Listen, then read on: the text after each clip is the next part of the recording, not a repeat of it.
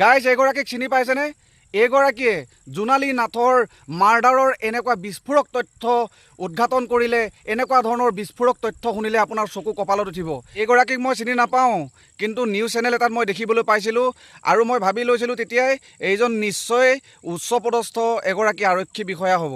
জোনালী মাৰ্ডাৰৰ কি ৰহস্যজনক তথ্য তেখেতে ফাদিল কৰিলে, এই কথা নিশ্চয় আপোনালোকৰ জানিবৰ মন গৈছে। মই কাগজত লিখি লৈছিলোঁ আৰু মন দি শুনিবচোন তেখেতে কি ৰহস্য ফাদিল কৰিলে। তেখেতে কোৱা কথাখিনিকে মই কাগজত লিখি লৈছিলোঁ, শুনকচোন। হত্যাকাৰীৰ নাম আছিল আছলুৰ ইছলাম। মাটিয়া থানাৰ অন্তৰ্গত এলেকাৰ ল'ৰা। পুলিচে কৰায়ত্ব কৰে।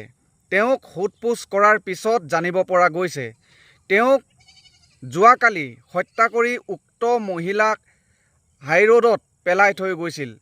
এওঁলোকৰ মাজত প্ৰেম প্ৰীতিৰ সম্পৰ্ক আছিল। 2 বছৰ এওঁলোকৰ মাজত ৰিলেশ্যন আছিল।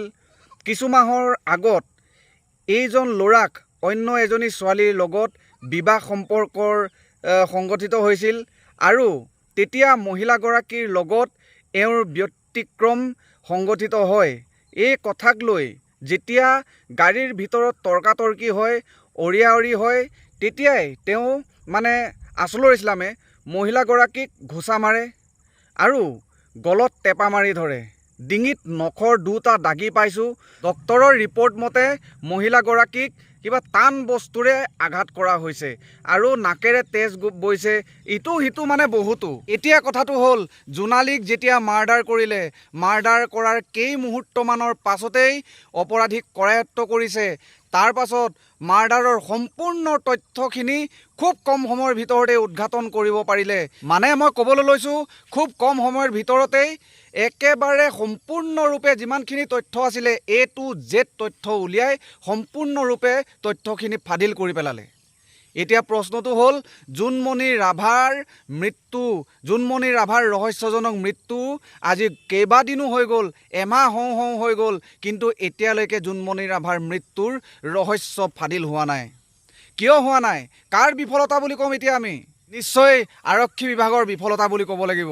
গতিকে এটা কথা স্পষ্টকৈ মই ক'ব পাৰোঁ যে গোৱালপাৰা আৰক্ষীৰ পৰা নগাঁৱৰ আৰক্ষীসকলে কিছুমান শিক্ষা লাভ কৰা উচিত, কিবা ট্ৰেইনিং লোৱা উচিত বুলি মই ভাবোঁ। কাৰণ এনেকুৱা ধৰণৰ বিফলতাই আমাৰ অসমৰ মানৱ সম্পদ গঢ়ি উঠাত বাধাৰ সৃষ্টি কৰে। গোৱালপাৰাৰ আৰক্ষী বিষয়াসকলক মোৰ ফালৰ পৰা আন্তৰিক ধন্যবাদ জনাইছোঁ। খুব কম সময়ৰ ভিতৰতে আপোনালোকে এনেকুৱা ধৰণৰ আপোনালোকৰ যিটো শক্তি, আপোনালোকৰ যিটো পাৱাৰ, সেইটো পাৱাৰ আপোনালোকে উচিতভাৱে আপোনালোকে পাৱাৰ ব্যৱহাৰ কৰিছে। আপোনালোকে কি কৰি দেখুওৱা নাই? আপোনালোকে হত্যাকাৰীক এৰেষ্ট কৰিছে, সম্পূৰ্ণ তথ্য উদ্ঘাটন কৰিছে, মৰণোত্তৰ পৰীক্ষাৰ ভিডিঅ' কৰিছে। গতিকে এনেকুৱা ধৰণৰ আপোনালোকৰ সফলতালৈ চাই কিছুমানৰ নিশ্চয় নাক ঢাকিবলগীয়া অৱস্থা হৈ গৈছে। তেতিয়াহ'লে জোনমণিৰ বিষয়ে আপোনালোকে কি ক'ব ৰাইজ? এয়া নগাঁও আৰক্ষীৰ বিফলতা নে এনেকুৱা ধৰণৰ ৰহস্যজনক ঘটনাক গাপ দিয়াৰ অপপ্ৰচেষ্টা?